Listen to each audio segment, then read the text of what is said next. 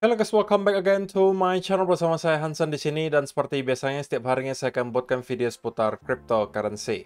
Apa kabar kalian hari ini semuanya? Semoga dalam keadaan yang baik-baik saja. Teman-teman, kita kembali melihat Bitcoin mendapatkan sell-off yang lumayan kencang dan pada akhirnya berhasil untuk breakdown dari area 60.000, sempat stay kurang lebih di 59.500-an sebelum pada akhirnya mendapatkan sedikit rebound. Nah, di video hari ini kita bakalan bahas kira-kira apa yang menyebabkan hal tersebut terjadi, diikuti apa yang bisa kita expect berikutnya. So, stay tune terus sampai akhir video. Nah, sekarang kita bakal mulai dari CoinMarketCap terlebih dahulu. Per hari ini secara global market crypto berada di angka 2,2 triliun dolar atau turun sekitar 6,15%. Nah, di top 10 coin sendiri kita melihat keadaannya juga semuanya merah, penurunannya ranging antara 2, sekian persen hingga kurang lebih 9%. So, itu adalah outlook sementara dari beberapa top coin yang ada. Sekarang kita langsung aja masuk ke beberapa data dan berita terbaru hari ini. Nah, yang pertama teman-teman, dengan adanya penurunan yang lumayan signifikan dalam 24 jam terakhir, lagi-lagi itu mendatangkan angka likuidasi yang cukup besar. Dan totalnya di sini ada sekitar 357 juta dolar dalam kurun waktu 24 jam terakhir.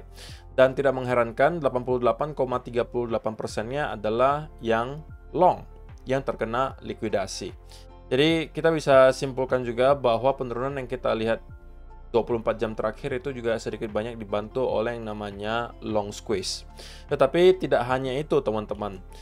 Kita perlu tahu bahwa dalam beberapa hari terakhir, selain ada beberapa berita positif yang muncul, diantaranya Hong Kong ETF yang kemudian telah aktif bertransaksi, walaupun volume kemarin itu jauh di bawah ekspektasi ya teman-teman. Ekspektasinya itu ratusan juta dolar inflow yang bakalan masuk, tapi kenyataannya cuma belasan juta dolar. Jadi itu sangat-sangat kecil jika dibandingkan dengan ekspektasinya. Jadi itu mungkin juga bisa menjadi salah satu pemicu atau alasan yang membuat orang-orang merasa, waduh, kayaknya Hong Kong ETF nggak sebesar yang kita kira gitu. Sehingga mungkin mereka menjual sebagian yang mereka punya. Bisa jadi. Tetapi, selain daripada itu, teman-teman, kita juga melihat bahwa BlackRock Spot Bitcoin ETF dalam beberapa hari terakhir juga tidak mendapatkan inflow. Nah, ini juga menjadi salah satu penyebab juga kenapa kita kemudian melihat Bitcoin kesulitan banget setiap kali ada rebound itu nggak mampu mempertahankan momentum bullish-nya. Dan di sisi lain, BlackRock tidak mendapatkan inflow, GBTC itu justru terus melakukan outflow. Dan angkanya itu rata-rata ratusan juta dolar per harinya, teman-teman. Sehingga, kenapa kita bisa melihat ada selling pressure yang cukup besar? Karena datangnya dari berbagai arah. Orang-orang yang mungkin menjual karena Hong Kong Spot Bitcoin ETF itu mengecewakan angkanya. Orang-orang yang menjual karena mungkin ada FUD seputaran perekonomian Amerika Serikat.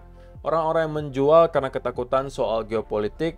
Ada juga yang menjual karena mungkin memang mau jualan aja, seperti GBTC, gitu kan? Dan juga, yang lainnya lagi, ada FUD lagi yang lain adalah ex-Binance CEO. Siapa yang tidak kenal CZ ya teman-teman, Chang Peng Zhao. Itu kemudian dinyatakan bersalah dan harus masuk ke penjara selama 4 bulan. Oke, sehingga ini kemudian memicu semacam, mungkin saya bisa bilang kekhawatiran lah gitu, tentang apa yang akan terjadi berikutnya.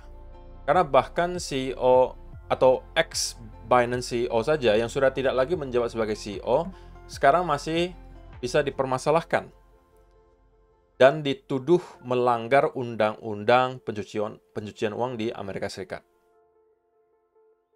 Mungkin ini membuat orang khawatir tentang kira-kira apa nih yang akan terjadi ke Binance nantinya. Apakah ada sesuatu yang mungkin belum kita ketahui yang bakalan diumumkan segera? Who knows? Tapi intinya, ex-Binance CEO, CZ, itu kemudian dinyatakan bersalah dan harus masuk ke penjara kurang lebih 4 bulan. So, itulah kemudian yang terakumulasi semuanya, teman-teman, menyebabkan kita melihat ada selling pressure yang cukup besar datang ke Bitcoin dalam 24 jam terakhir. Sebenarnya tidak hanya dalam 24 jam terakhir, teman-teman. Beberapa hari terakhir pun kita melihat sentimen memang tidak terlalu baik gitu ya. Terutama mungkin 1-2 minggu terakhir lah kita melihat keadaan cryptocurrency market itu sepertinya selalu mendapatkan selling pressure yang cukup besar. walaupun sesekali ada rebound, tapi kemudian langsung ada sell off lanjutan yang mengikuti. Gitu ya. Tetapi teman-teman perlu saya ingatkan kembali bahwa malam hari ini, bukan malam ini, tapi nanti dini hari, besok dini hari teman-teman, kita akan mendapatkan data Fed Interest Rate Decision dan juga Fed Press Conference. Jadi ini akan menjadi salah satu headline utama untuk minggu ini saya rasa. Dan kita bakalan melihat apakah ada clue menarik dari kakek Powell yang akan kemudian menciptakan volatility di market. Saya rasa kalau untuk Fed Interest Rate Decision tidak akan ada hal yang mengejutkan. Kita kemungkinan masih akan stay di angka 5,5% atau masih di hold di angka yang sama. Tetapi yang kemudian akan diperhatikan adalah Fed Press Conference. Ketika kakek Powell start untuk memberikan pidato, speech, itu akan dinanti-nantikan oleh para investor tentunya. Dan dari sana, dari kalimat-kalimat kakek Powell akan mungkin menggerakkan market gitu. Jika ada sesuatu yang surprising, yang kemudian menurut market itu sangat mengkhawatirkan, kita akan kemungkinan bisa mendapatkan sell off. Sebaliknya, kalau misalnya kita mulai melihat kakek Powell juga kembali start memberikan clue yang dovish gitu ya, artinya dia memberikan clue bahwa walaupun kita melihat data inflasi beberapa waktu terakhir menunjukkan adanya tren peningkatan, tapi itu juga masih tidak mengubah keputusan mereka untuk mempertimbangkan rate cuts di tahun ini. Nah, jika mereka lebih cenderung ke arah dovish, maka kita harusnya bisa melihat ada rally di market. Tapi kalau cenderung ke arah hawkish, ya kita harus siap-siap lagi kalau misalnya ada sell off lanjutan terjadi di market. Dan itu adalah beberapa data dan berita hari ini teman-teman yang pengen saya sampaikan ke kalian. Sekarang kita masuk ke chartnya Bitcoin. Dan saya pengen mulai dari 4-hour chart terlebih dahulu.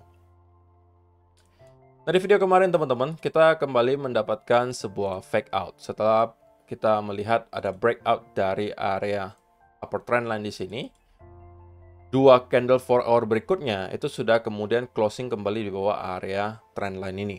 Nah, saya sampaikan di video kemarin bahwa invalidasi dari senario bullish yang kita sampaikan di video kemarin adalah apabila kita bisa melihat closing daily candle kembali di bawah area trendline tersebut. Artinya jika itu terjadi, maka itu bisa kita consider sebagai fake out. Dan kita harus bersiap-siap bahwa dalam waktu yang sangat singkat kita bisa saja kembali ke sekitaran area 60-59 ribu dolar. Nah, saya sudah sampaikan ini juga di video mungkin beberapa minggu terakhir ya teman-teman, bahwa saya pribadi kalau misalnya mencari peluang untuk long, ini kalau misalnya saya katakan sebagai seorang traders ya, bukan investor, sebagai seorang traders, kalau saya mau mencari peluang untuk swing long, maka area yang saya tunggu adalah di 55 sampai 58 ribu dolar. Ini adalah range-nya. Oke, dan kita sudah sangat dekat dengan area tersebut. Nah, ketika kita nanti nyampe ke area ini, maka saya akan memantau dengan dekat dan mencari adanya indikasi pertama pelemahan momentum bearish, diikuti ada reversal pattern, maka itu akan saya manfaatkan. Yang artinya apa teman-teman? Artinya saya masih expect bahwa penurunan yang kita lihat di sini kemungkinan masih akan ada satu wave terakhir lah, menurun ke bawah nyampe ke 55 atau 58 ribu, dan dari sana kita kemungkinan bisa menemukan local bottom. Oke. Untuk short term banget tentunya bisa aja akan ada semacam short term rebound gitu ya. Kita bisa mendapatkan semacam konsolidasi seperti ini. Tapi in the end saya masih expect akan ada satu push lagi ke bawah. Ini adalah ekspektasi saya pergerakan berikutnya teman-teman. Dan kita akan start untuk kembali mendapatkan rebound dari area 55 sampai 58 ribu dolar. Ini menurut saya berpotensi sangat besar menjadi setidak-tidaknya local bottom untuk Bitcoin, atau bahkan bisa menjadi bottom dari koreksi yang telah kita lihat selama beberapa bulan terakhir.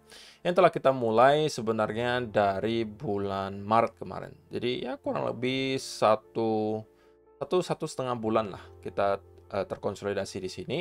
Dan saya rasa 55 sampai 58 ribu akan provide some support gitu ya. Jadi untuk sementara teman-teman, bagi saya pribadi tidak ada sesuatu yang terlalu menarik untuk dapat dimanfaatkan. Saya tidak mungkin juga short di sini. Kenapa? Karena dari segi risk to reward ratio tentunya sangat-sangat tidak memadai, tapi pun kalau mau long, saya mau menunggu area yang sudah saya planningkan dari beberapa minggu lalu, 55 sampai 58 ribu dolar.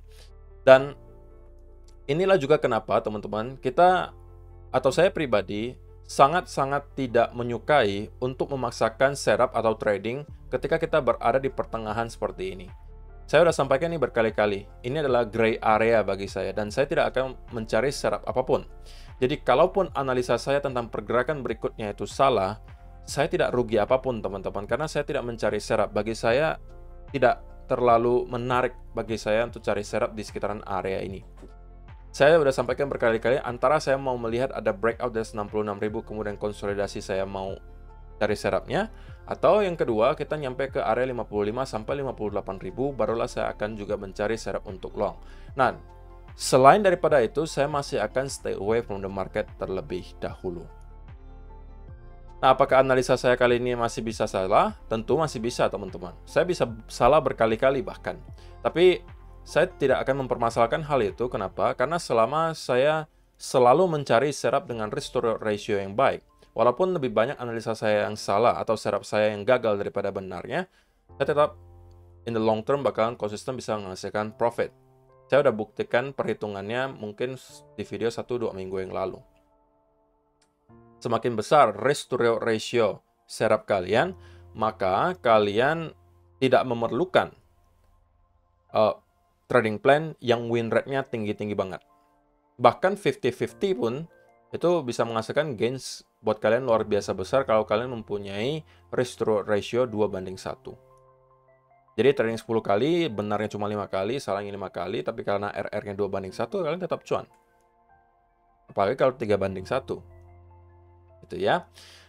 Jadi, teman-teman, intinya untuk short term, kita bisa expect bahwa akan ada semacam rebound terlebih dahulu.